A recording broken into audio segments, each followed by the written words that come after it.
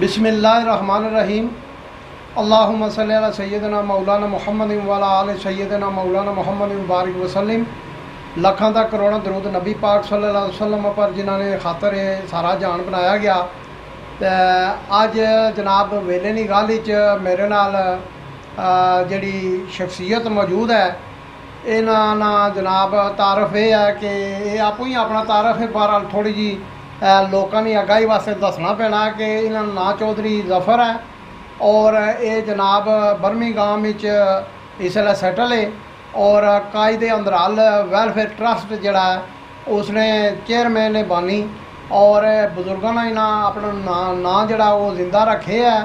और इसने नाल नाल ये पिछा जा इन्हें हर साल तकरीबन जड़ा ये एक एंड सम जनाब ली अमाउंट जड़ी है वो बच्चों की वज़ाइफ ने तौर पर देने न, जेड़े बच्चे कोई लाइक फाइक या अगर मज़ीद पढ़ने नहीं उन्होंने तलब होनी है, क्योंकि खर्चे बहुत है तालीम पर। तो साड़ियाँ हुकूमतां जड़ियां वो तो इस पास तवज्जो को नहीं देनियां। तो ये जेड़े साहिब इस्तात लोग है अल्लाह ताला की खुशनुदी वास्ते और अपने मुल्क की तामीर और तरक्की वास्ते अपना भरपूर किरदार अदा कर ही रहे हैं।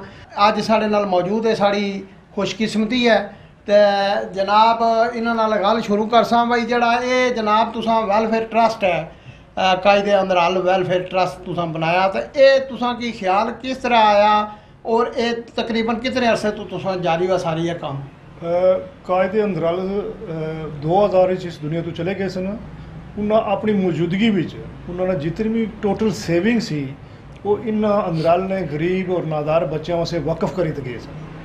और उन्होंने हमारे पर यह पाबंदी लाई सी जब तक तू जिंदा है इस काम की बिला लॉस बिला मुआवजा ये कम करना है। असा ने फौरी तौर पर उन्होंने रालत तो बाद असा इसने बुनियाद रखी है। असा मतलब है कि उसने वास्ते जितना भी कोई मुमकिन हो सकना सी उत्थे फंडिंग इकट्ठे करने आ, लेकिन उसने जो काज साहब ने इन्वेस्टमेंट है वो सब तो बड़ी चीज़ वो सी। तो उस तो बाद ये जड़ा कायदे अंदराल है ये तुसाने वालिद साहब की लकब दिता गया। उन्होंने पूरा नाम क्या सी ते ये लकब क्यों दिता गया? उन्होंने पूरा नाम चौधरी अला दिता सी। तो 1931 विच जड़ा मालिये ली डोगरा हुकूमत जी मालिये ला एजिटेशन सी उसने उन्होंने भी शामिल हुए न, वो गिरफ्तार हुए न, जम्मू जेल विच गए न, 2 साल उतना जम्मू जेल विच जेल कटी है। ठीक उस जेल विच उन्होंने जड़ा ना वो चक्कियां भटियां जदोजहद की, लोगों माफ़ीनामे मांगे दिते कि नहीं तो वापस आए, लेकिन इन्हें आख्या कि नहीं ये कौम ना मकासद न उस वास्ते जड़ा ना इवन असने दादी और आख्या कि अगर वो अल्लाह दिता माफ़ी मंगी तो शायद मैं उसी कार ना छंदेन लगी।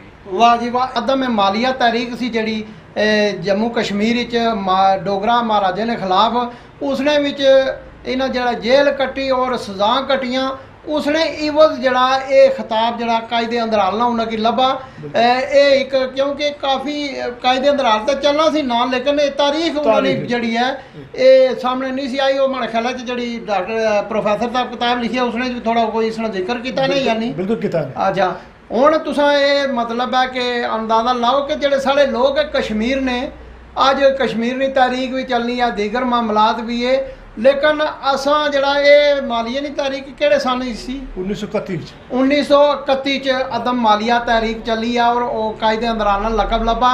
1931 जड़ा ये साड़ा मुल्क पाकिस्तान है ये भी मर्द वजूद नहीं सी आया।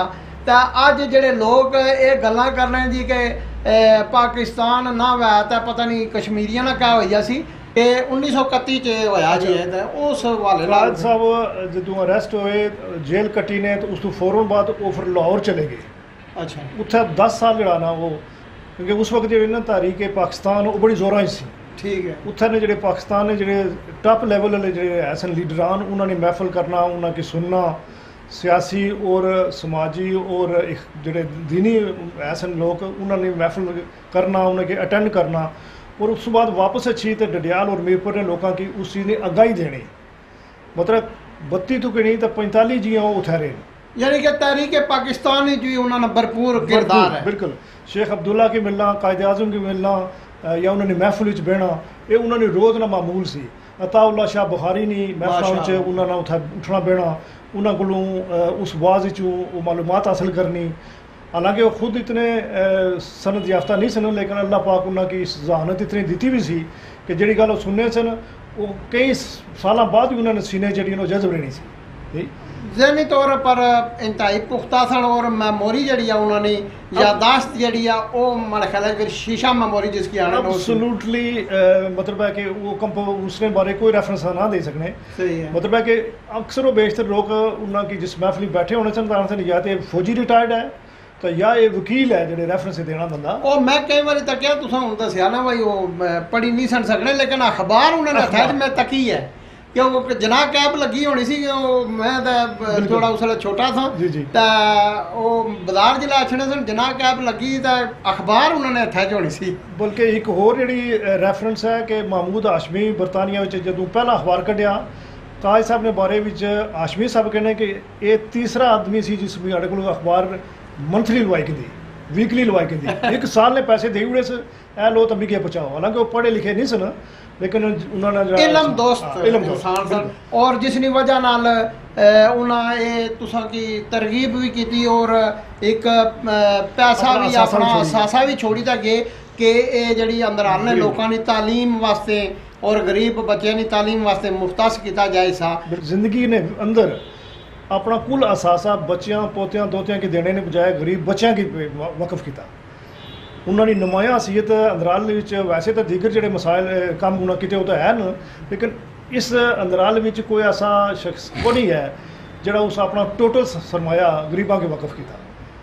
और मैं समझना कि डडियाल और मीरपुर बेशुमार सियासी बड़े बड़े नान लोग और बड़े बड़े जायदाद लोग नहीं मतलब जोड़े और लोग भी उन्होंने बेशुमार काम किए न, लेकिन गरीब आवाम वास्ते गरीब बच्चों वास्ते इस तरीके नाल मतलब असासा छोड़ी तो जाना गलबन मैं समझदा कि शायद वो पहले हो सन। ये सन जनाब चौधरी जफर साहब, क्योंकि प्रोग्राम थोड़ा जा वेला साढ़े कोल शार्ट जा होना कम वक्त होना तो इस हवाले नाल प्रोग्राम की जरा समेटी तो असा ने जड़ियाँ अहम चीज़ां वो सामने आंदियां जान तो ये मैं समझना कि असां वास्ते इंतहाई काबिल तकलीद अमल है कि असां की इसने पर सोच विचार करनी चाहिए। ऐसी शख्सियात ऐसे किरदार जड़े उन्होंंने नक्शे कदम पर चलना चाहिए। इसने नाल ही ज़हूर रशीद की दो वेले निकाल तू इजाज़त अल्लाह सोने ने वाला है।